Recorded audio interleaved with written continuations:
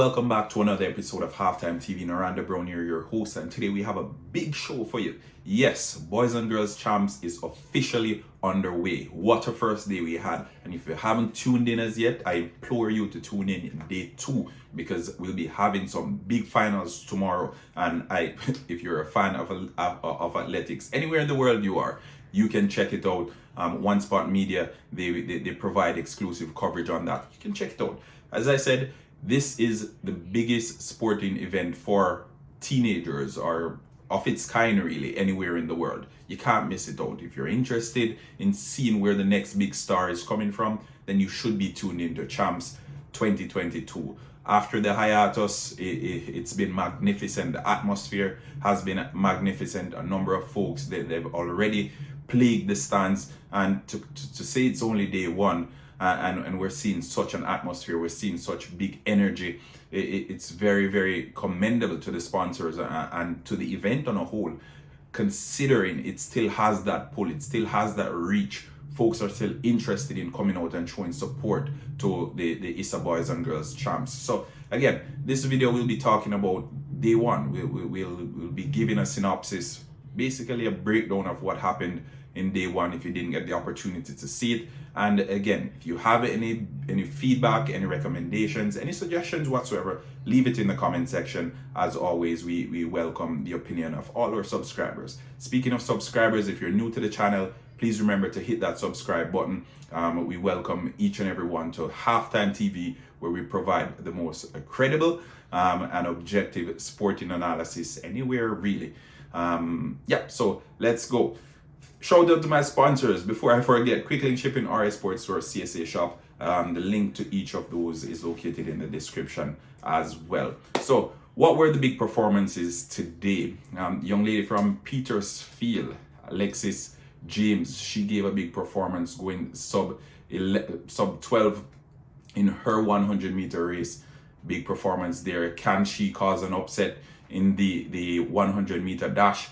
We will see. She's her pet event is the hurdles. She opted to try out the 100 meters, and she's been doing well. Her time reflects that she's more than competent and more than capable of giving a big performance. Will she be on the podium? Earlier in the season, she did an interview with the Jamaica Observer. I think it was the Western Champs, and she indicated that her hopes are to be on the podium come Champs 2022. So she kept those hopes alive today in her preliminary run, where she recorded, I think it was 11:72, big run, and I think it was the fastest fastest heat really.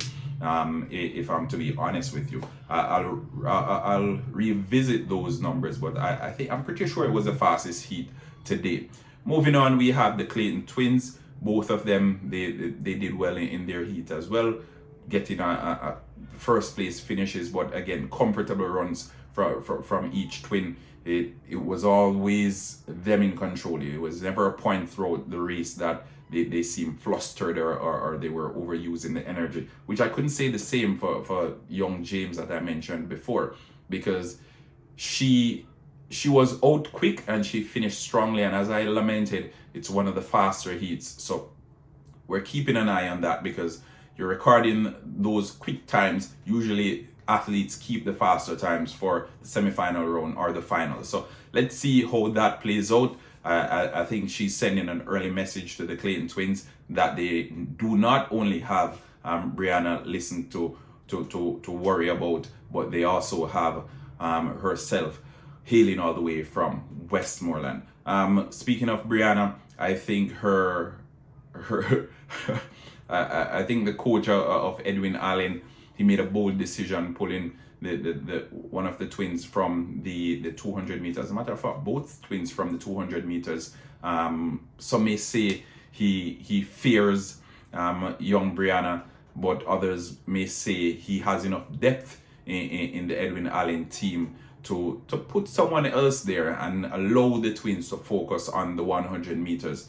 We'll see how that one plays out, but these are the big names going into day 2 of Boys and Girls Champs. Usually when we come into Champs, we're looking for the top male athletes. They're the ones taking the headlines. They're the ones everyone is speaking about. That's not the case this year. It's a little bit different.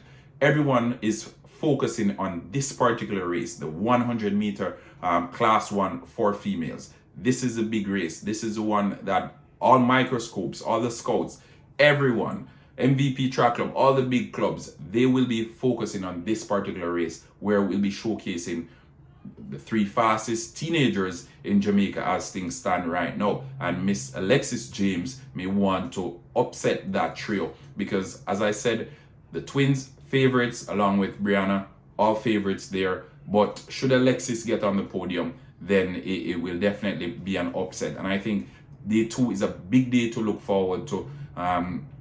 A lot of chatter, a lot of finals to be run. The 400 meters will be seeing the finals of that as well. Some interesting heats today. I think the males, they were the pick of the bunch today in comparison to the females. So whereas I think the females, they have all the headlines for the 100 meters. On the flip side, I think the males, they have the headlines for the 400 meters. And we've seen some top 400 meter sprinters for coming out of champs throughout the years, especially in the high school level. Some who do exceptionally well. A few years ago, we had Javon Francis. Then we had Christopher Taylor.